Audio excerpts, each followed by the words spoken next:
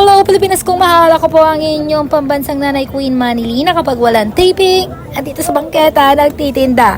At hindi ko ikinakahiya at wala tayong dapat ikahiya taas noong mga sidewalk vendor kahit hinahabol at hinuhuli. Ayan, para sa ating pamilya dahil wala naman tayong ibang aasahan sa bayan na ito. Ayan, may pinanghuhugutan. Eto na nga, dito ko tinitinda guys yung mga gawa kong DIY bracelet. Ito, nilalatag ko dito. Kapag wala pang huli, sa harap ng simbahan to ng Antipolo kung saan malapit kami. So, sana bumili po kayo kapag hindi po ako nagla-live, kapag wala kaming internet, wala kaming wifi, kapag hindi ako makapag-live, dito ako nagtitinda.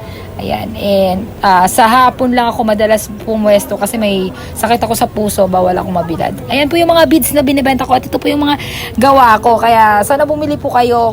Malaking bagay po sa akin yung single mom para po sa pag-aaral ng mga anak ko. Ayan, God bless everyone.